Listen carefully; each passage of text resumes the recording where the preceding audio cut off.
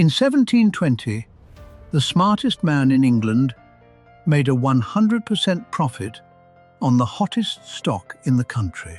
His name was Isaac Newton, and the reason he lost that fortune wasn't math. It was a switch flipping inside his own brain. The stock was the South Sea Company, a debt scheme that had somehow become the most exciting investment in England. Newton sold his shares early for a £7,000 profit, saying he could calculate the heavens, but not the madness of people. Then he watched the price keep rising without him, and jumped back in at nearly double what he had already sold at. Within months, the bubble burst, crashing from £1,000 down to only £150. Newton lost £20,000, more than his entire profit, a loss worth millions today. If the man who discovered gravity could not resist this pull, what chance does anyone else have? It turns out this has almost nothing to do with intelligence and everything to do with a hidden mental rule. He's turned a job hastily the intelligence, three beorden quantitative. Two psychologists, Daniel Kahneman and Amos Tversky, studied why people make strange choices whenever money is on the line. Published in 1979, their theory said people judge money against a reference point, not their total wealth.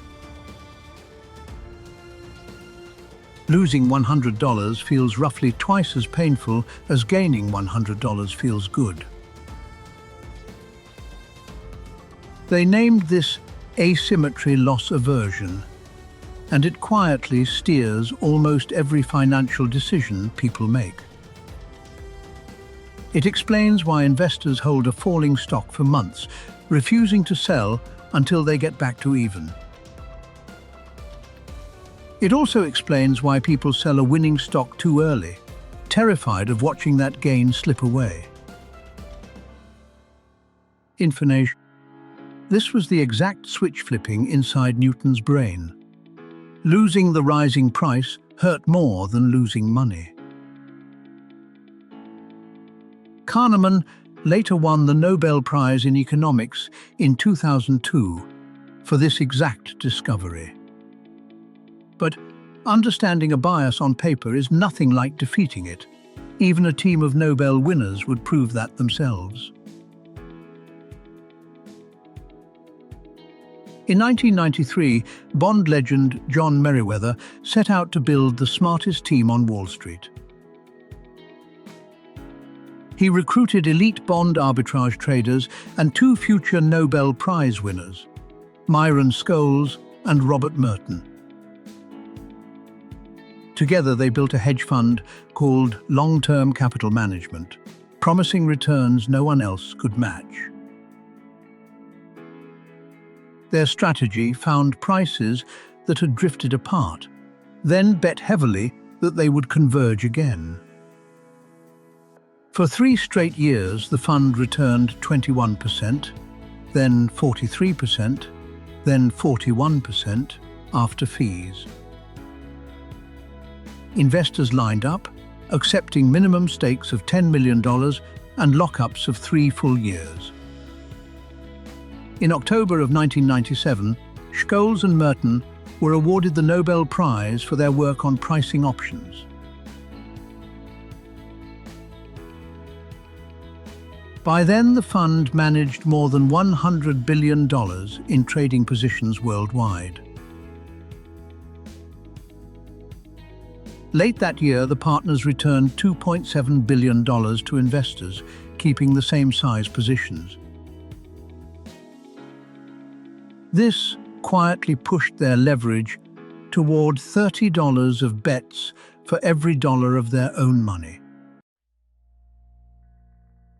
Their models insisted this was safe, but no model had been trained on what was coming out of Russia. In August of 1998, Russia defaulted on its debt, and this time no model would protect them. frightened investors dumped every risky asset and rushed into the safest government bonds they could find. The exact price gaps long-term capital had bet would shrink instead exploded wider than any model had recorded. Convergence turned into divergence, the precise opposite of the strategy the fund was built on. To cover mounting losses, the fund needed to sell, but almost every other trader was selling too. Every attempt to exit only pushed prices further down, feeding the very collapse they were trying to escape. In less than 5 weeks, the fund lost $4.6 billion of its own capital. The fund owed money to nearly every major bank on Wall Street, all at the exact same moment. Regulators feared its collapse could freeze credit markets across the entire world within days. The Federal Reserve gathered 14 bank executives and arranged a $3.65 billion rescue, with no public money spent. Robert Merton described the experience simply. It felt like being hit by a truck out of nowhere. 2 Nobel Prizes and decades of market data still could not outmodel plain human panic.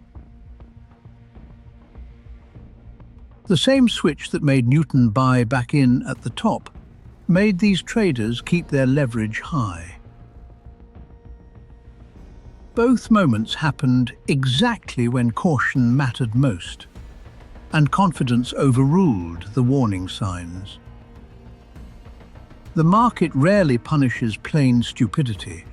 It punishes the comforting illusion of total certainty. The smarter someone is, the more convincing the story they build to justify the exact same mistake. The real fix was never more analysis. It was a rule decided calmly before emotion ever arrived. Genius can calculate the odds of almost anything. Wisdom respects the one thing it never can. There is one bias even Warren Buffett admits he has never fully escaped. Story comes next.